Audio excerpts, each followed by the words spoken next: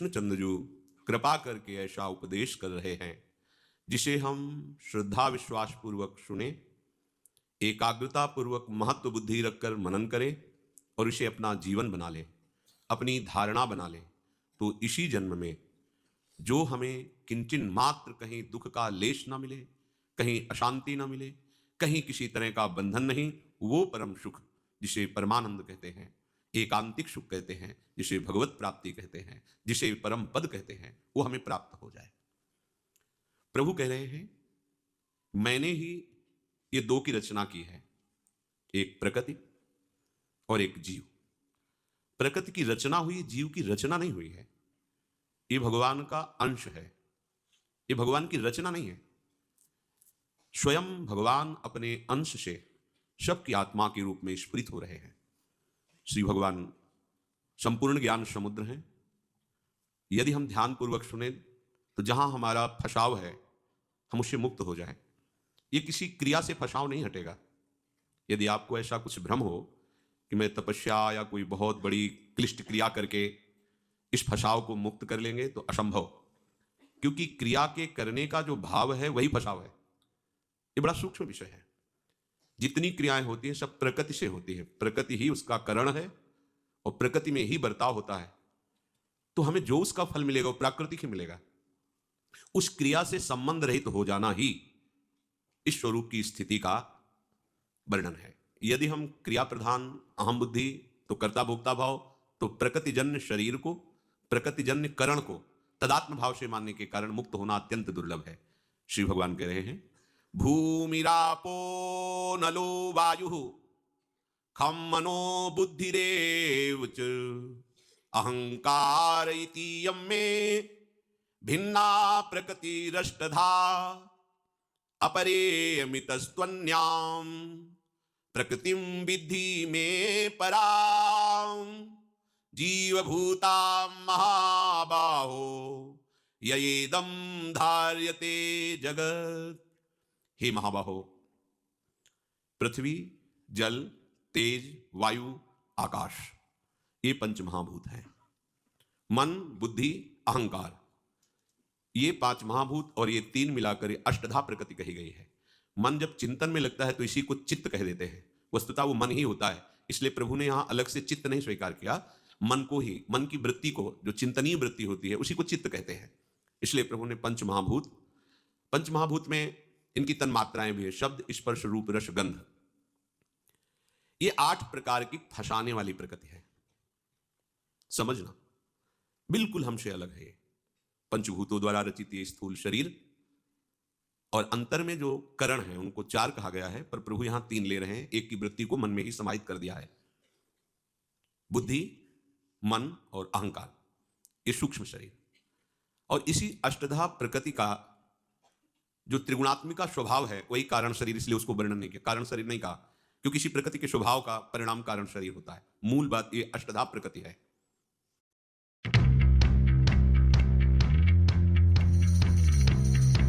Zepto. ये बिना जाने हर जीव इसी में खेलता है और अपने को भक्त मानता है, उपासक मानता है, ज्ञानी मानता है, योगी मानता है। कोई बिरला ही इस चक्र को रोक पाता है। जो मना कष्टान इंद्रियाणि प्रकृतिस्थानि कर्षति, उसको उल्टा करके प्रभु की तरफ आकर्षण कर पाता है। ये 8 प्रकार की प्रकृति है जिसको अपरा प्रकृति भगवान ने संबोधन करके कहा। और इस अपरा प्रकृति से बहुत ही दिव्य और बिल्कुल अलग एक परा प्रकृति है जिसे भगवान का अंश कहा गया, जो आप हैं। आप हैं का मतलब शरीर नहीं, ये मन बुद्धि नहीं, ये स्वभाव नहीं, आप इससे अलग, बिल्कुल अलग है। जैसे इस शरीर से मकान अलग है, ऐसे हमसे हमारा शरीर, हमारा अंतःकरण, हमारा स्वभाव बिल्कुल अलग है। चाहे जिस मार्ग का पथिक हो, ये स्थिति आए बिना हो, ना तो प्रेम में और ना मोक्ष पदवी में। पांचों भूले देह शुद्धि। जब तक देह का तात्पर्य तीनों देहों से है, स्थूल, सूक्ष्म और कारण, तब तक वो रास विलास में या अखंडानंद में प्रवेश नहीं पाता। प्रभु कह रहे हैं इन्हीं 2 के द्वारा ये पूरा जगत है। जितना कुछ देखने में, सुनने में जो कुछ भी आ रहा है, मैं और मोर तोर तय माया, जही बस कीन्हे जीव निकाया, गो गोचर जहां लग मन जाई, सो सब माया जानो भाई। हमारे प्रभु इन दोनों के कारण हैं, अष्टधा प्रकृति के भी और परा जीव के भी, वही कारण है। प्रभु दो विभाग करके इसी में खेल रहे हैं, सबसे परे और शब में भरे। सिद्धांत समझिए। देखो बड़ा सूक्ष्म विषय है, जैसा क्रम से आता जाता है वैसा वर्णन होता है, आप इसे बहुत ध्यान से समझिए। प्रभु शब के कारण है, कारण श्री हरिवंश भनम, श्रीवती महाराज कह रहे हैं। प्रत्येक मनुष्य का स्वभाव इसी प्रकृति के अनुसार रचा गया है। कहीं रजोगुण की अधिकता का स्वभाव जो कारण शरीर, कहीं तमोगुण की, कहीं सात्विक, पर वो तीनों गुणों के अंतर्गत होने के कारण अपने स्वभाव में फंसा रहता है, स्वरूप में नहीं आ पाता है। कोई बिरला ही ऐसा होता है, जैसे भगवान ने पीछे कहा, हजारों चलने वालों में कोई एक प्रयत्न करता है, हजारों प्रयत्न करने वालों में कोई एक आगे बढ़ पाता है, उनमें हजारों में कोई एक सिद्ध होता है। प्राय इसी स्वभाव में फंस जाते हैं, प्रकृति के स्वभाव में। हमें बहुत बढ़िया अवसर करुणा करके प्रभु ने दिया है। श्रुत्वापि शुद्ध चैतन्य मात्मान मति सुंदरम उपस्थेत्यंत संशक्तो मालिन्य मधि गच्छति। जब तूने सत्संग के द्वारा ये समझ लिया है कि जो अष्टधा प्रकृति के द्वारा रचा हुआ माया जाल है यही तेरे दुख का कारण है, ये जो शरीर में, अंतःकरण में, स्वभाव में तदात्म हो गए, मेरा स्वभाव, मेरा शरीर, मेरा मन, यही तुम्हारी दुर्गति का कारण है। बड़ा अध्यात्म है, ये सूक्ष्म विषय है। जब तक तुम इसे समझोगे नहीं तो इसी में खेलते हुए अपने को भक्त मानोगे, ज्ञानी मानोगे, अपने को महात्मा मानोगे। जब तूने सत्संग के द्वारा ये जान लिया है कि एकमात्र शव के कारण परम सत्य श्री भगवान ही हैं, प्रभु ही हैं, वही प्रभु जिनको ज्ञानी जन आत्मा कहते हैं। सेवक जी महाराज कह रहे हैं, आत्मा हरिवंश प्रगट परमानंद श्री हरिवंश प्रमाण मनम। चैतन्य घन महासुख स्वरूप सौंदर्य राशि प्रभु को पाने का निश्चय जब तूने कर लिया, सत्संग सुनकर तुमने ये जान लिया कि आत्मज्ञान या भगवत प्राप्ति ही परम सुख है, ये अष्टधा प्रकृति के द्वारा रचे हुए माया जाल में मैं परा भगवद अंश स्वयं से फंस गया हूं, और भगवत प्राप्ति का तूने निश्चय किया, तो फिर सबसे बड़ा विघ्न इस मार्ग में प्रारंभ से लेकर अंत तक जो साथ में विघ्न डालता है वो है काम। बहुत महिमा में प्रसंग है, ये आंतरिक अंतर्मुखता वाले उपासकों के लिए है, ये जागतिक व्यवहार और बैलेंस बनाकर चलने वालों के लिए नहीं है। ये केवल सीधे लक्ष्य भेद करने वाले उपासकों के लिए, जो परमात्मा प्राप्ति का लक्ष्य किया है। प्रारंभ से लेकर के आपकी भगवत प्राप्ति तक जो बाधा पहुंचा सकता है वो एक भयानक शत्रु है, काम। इसकी बहुत ऊंचाई तक पहुंच है, ये अत्यंत आसक्त कर देता है इस अष्टधा प्रकृति में, और इतना मलिन कर देता है कि कोई अपने को ज्ञानी कहते हुए, योगी कहते हुए, भक्त कहते हुए सकुचाता नहीं और इसी में खेलता है। जब आपने सत्संग के द्वारा निश्चय कर लिया कि ये प्रकृति माया फंसाने वाली है, मैं जन्म जन्म से इनके ही आकर्षण में भटकता आ रहा हूं, अब मुझे भगवत प्राप्ति करनी है, तो आपको ये समझना होगा कि प्रारंभ से लेकर भगवत प्राप्ति तक एक महान शत्रु है जो आपका पीछा नहीं छोड़ेगा, उसका नाम है काम। ये काम प्रकृति में अत्यंत आसक्त कर देता है, हृदय को मलिन कर देता है। यदि कोई संसारी इसमें आसक्त है तो आश्चर्य की बात नहीं, पर आप सत्संग सुनने वाले, भजन करने वाले, भगवत प्राप्ति का निश्चय करने वाले, महान आनंद की प्राप्ति के लिए इस मार्ग में कदम रखने वाले, तुम क्षुद्र आनंद में आसक्त हो रहे हो, लिप्त हो रहे हो, और अपने को उपासक कहते हो, आत्मज्ञानी कहते हो, भक्त कहते हो, बैरागी कहते हो, तो मुझे आश्चर्य हो रहा है। कोई विषयी पुरुष भोगों में फंसा हुआ है तो आश्चर्य की बात नहीं है, पर आपने सत्संग सुन करके ये निश्चय किया है कि जीवन का परम लाभ आत्मस्वरूप का साक्षात्कार, भगवत साक्षात्कार है, तो आप इस महान आनंद के भोक्ता, महान आनंद के स्वरूप, महान आनंद में जाने वाले, फिर ये क्षुद्र आनंद को, क्षणिक आभास मात्र आनंद को क्यों स्वीकार करते हैं। बड़ा आश्चर्य होता है कि आप भक्त कहलाते हैं, ज्ञानी कहलाते हैं, योगी कहलाते हैं, और आप इस काम सुख का आकर्षण स्वीकार किए हुए हैं। भगवदानंद का अनुभव करने के लिए इससे आपको लड़ना पड़ेगा, ये महान बैरी है। सर्वभूतेषु चात्मानं सर्वभूतानि चात्मनि मुनिर्जनित आश्चर्यं ममत्वमनुवर्तते।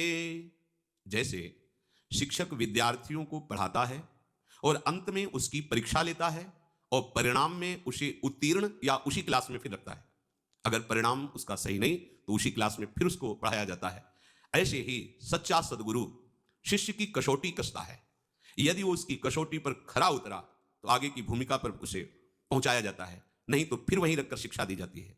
जैसे परीक्षक परीक्षा के बाद उसे उत्तीर्ण या उसी क्लास में रखता है, ऐसे ही अगर आप बार बार फेल होते रहे तो आपका उत्साह खत्म हो जाएगा। ध्यान दीजिए, बहुत सूक्ष्म अंदर की बात है। भगवत प्राप्ति का उत्साह नहीं प्यारे, अनंत जन्मों से इसी काम ने हमारी दुर्गति कर दी है। फिर समझ लीजिए, प्रारंभ से लेकर भगवत प्राप्ति तक आपको जो गिरा सकता है उसका नाम है काम। सब कुछ त्यागने में आप समर्थ हो सकते हैं। जब तक उपासक थोड़ा भी इसके प्रति राग रखेगा तो खरा नहीं उतर पाएगा। पुस्तकीय ज्ञान से कोई काम पर विजय प्राप्त नहीं कर सकता, कोई बाहरी क्रियाओं से अपने को इस काम से नहीं बचा सकता। ये महापुरुषों की बातें हैं। अज्ञानी ही अपने को मान लेता है कि मैं ज्ञानी हो गया हूं, मैं बड़ा भारी उपासक हूं। यदि उसे काम में थोड़ा भी राग है तो अज्ञानी ही है, पर अपने को ज्ञानी मानता है। तूने सब भूतों में विराजमान प्रभु को जो आनंद स्वरूप है उनकी प्राप्ति के लिए ठान लिया, तो फिर इस अंधकार में काम को क्यों स्वीकार करते हो? यही आश्चर्य की बात है कि उपासक हो करके तुम काम को स्वीकार करते हो। आस्थितः परमाद्वैतम मोक्षार्थे व्यवस्थितः आश्चर्यम कामवसगो विकलः केलि शिक्षया। बिना ये बात जाने तुम द्वंद्वों से मुक्त नहीं हो सकते, भगवत प्राप्ति नहीं कर सकते। ये सृष्टि मायाकृत है और तुम स्वयं भगवान के अंश हो, तुम पूर्ण हो, तुम्हें किसी भी विषय सुख की जरूरत नहीं है। अपने स्वरूप को, अपने स्वामी को भूल करके तुम आसक्त हो गए हो इस देह में। इसलिए तुम्हें अपने मन, बुद्धि, चित्त, अहंकार, इसमें जो काम स्फुरणा हो रही उसे मिटाना होगा।